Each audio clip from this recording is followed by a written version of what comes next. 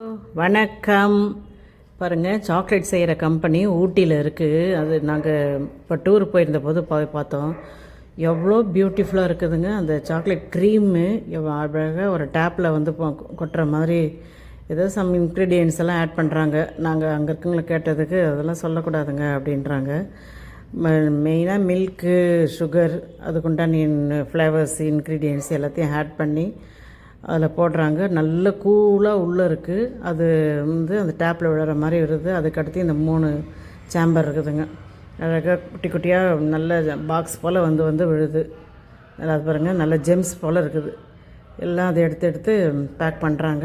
நல்ல வெரைட்டியாக சாக்லேட்ஸ் இருக்குது. எல்லாமே ஹோம்மேடு போல் அழகாக நல்லா க்ளீனாக செய்கிறாங்க எல்லாருமே. பாருங்க எவ்வளோ அழகாக கொட்டுறாங்க பாருங்கள். நல்ல டிஃப்ரெண்ட் வெரைட்டி சாக்லேட்ஸ் இருக்குது.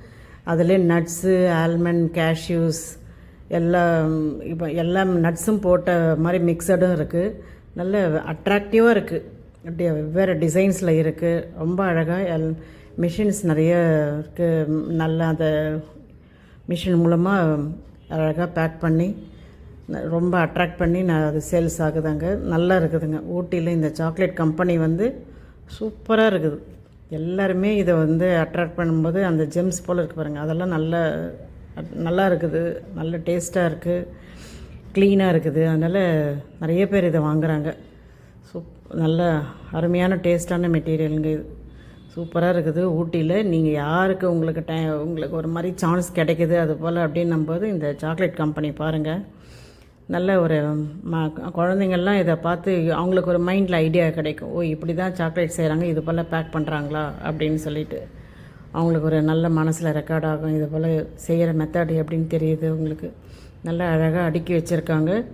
வீட்டில் பாருங்கள், எத்தனை தான் எவ்வளோ ஸ்வீட்ஸ் இருந்தாலும் அந்த சாக்லேட்ஸுன்றது வந்து சாக்கோ இது போல் சாக்லேட்ஸ்லாம் வந்து குழந்தைங்களையும் அட்ராக்ட் பண்ணுறது, பெரியவங்களும். நம்ம எங்கன்னா போனோம்னா கூட அந்த சாக்லேட்ஸ் தான் ஃபஸ்ட்டு வாங்கி வர சொல்லுவாங்க நம்ம வீட்டில் இருக்க குட்டீஸு. எத்தனை விதமான சாக்லேட்ஸ் இருக்குதுங்க. எதை வாங்கணும், எது நம்ம இது பண்ணலாம் அப்படின்ற செலெக்ஷனே கொஞ்ச நேரம் ஆகுது. ரொம்ப அழகாக இருந்துச்சு, நல்லா இருந்துச்சுங்க.